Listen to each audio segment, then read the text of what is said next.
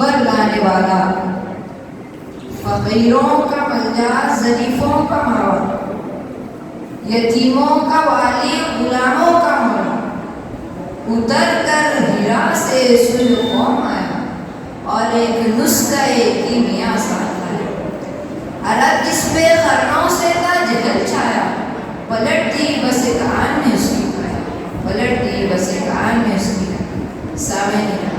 آج کی اس پروقار محفل میں میں جس موضوع سخن پر تقریر کرنے لگا ہوں، اگر اسے الفاظ کے موتیوں میں پرو دیا جائے تو کچھ یوں ہے، وَمَا أَرْسَلْنَاكَ إِلَّا رَحْمَةً لِّلْعَالَمِينَ۔ سامعین اکرام، میں اس ذات گرامی کا ذکر کر رہا ہوں جو مسکرائے تو والضحیٰ اور غمگین ہو تو وَاللَّيْلِ إِذَا سَجَىٰ مَا وَدَّعَكَ رَبُّكَ وَمَا قَلَىٰ کی صدا ہے، جو پتھر پھینکے تو وَمَا رَمَيْتَ إِذْ رَمَيْتَ وَلَٰكِنَّ اللَّهَ رَمَىٰ، جو کمبل اوڑھے تو یا ایھا المزمل کی پرمحبت صدائیں، تو جب اخلاق کی باری ہو تو إِنَّكَ لَعَلَىٰ خُلُقٍ عَظِيمٍ کی گواہی ملی، تو کبھی إِنَّا أَعْطَيْنَاكَ الْكَوْثَرَ کی بشارت سے نوازا جائے، تو کبھی وَرَفَعْنَا لَكَ ذِكْرَكَ کی الفاظ کیا ہے۔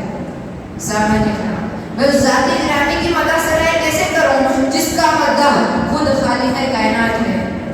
سامعین اکرام، فتح مکہ کا دن، عرب کے بڑے بڑے سردار، نبی کریم صلی اللہ علیہ وسلم کی جان کے دشمن، مسلمانوں کے قاتل اور جو اسلام کی راہ کے پتھر تھے، آج شہر حرم میں خوفزدہ کھڑے تھے۔ یہ ایسے ظالم لوگ جن کا ظلم دیکھنا ہو تو مکے کی گلیاں کوچوں میں برپا، حق و باطل کے کشمکش کے دور کی طرف لوٹ جائیں گے۔ بھوک، پیاس، قید و بند، غرب کی پرچھائیاں، غلامی کی سختیاں، غربت کی بیچارگی، کوڑے، پتھر، تپتی ریت اور گرم لوہے کے سلاخیں ہیں، گویا آگ ہے اور آگے ابراہیم ہے اور نمرود ہے اور آج ان لوگوں کا ظلم بے حساب ہے۔ فاتح اعظم صلی اللہ علیہ وسلم نے کسی سے پوچھا، بتاؤ آج تمہارے ساتھ کیا سلوک کیا جائے؟ انہوں نے کہا، آپ جوانوں کے شریف بھائی اور بوڑھوں کے شریف بھتیجے ہیں۔ فاتح اعظم صلی اللہ علیہ وسلم نے کہا، آج تم پر کوئی ملال نہیں، جاؤ تم سب آزاد ہو۔ یہ آواز رحمت للعالمین کی آواز تھی جو دل کے گہرائیوں سے اٹھی اور دل کے گہرائیوں میں جا پڑی۔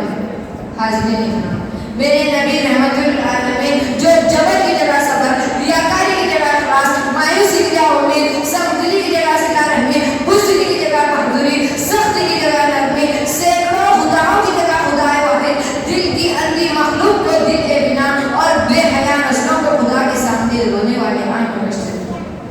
شاعر بے مثال علامہ اقبال رحمت للعالمین صلی اللہ علیہ وسلم کی شان کے بارے میں فرماتے ہیں، خدا کی رضا چاہتے ہیں دو عالم،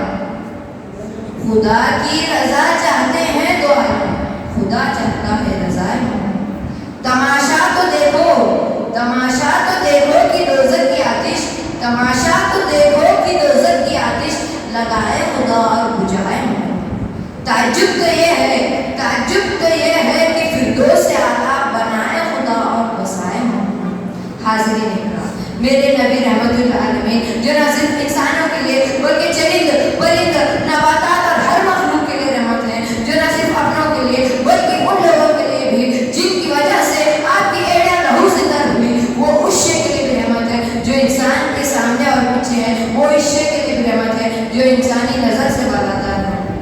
میں اپنی تقریر کا اختتام اشعار سے پڑھ رہا ہوں، جس طرف چشمے محمد کے اشارے ہو گئے، جس طرف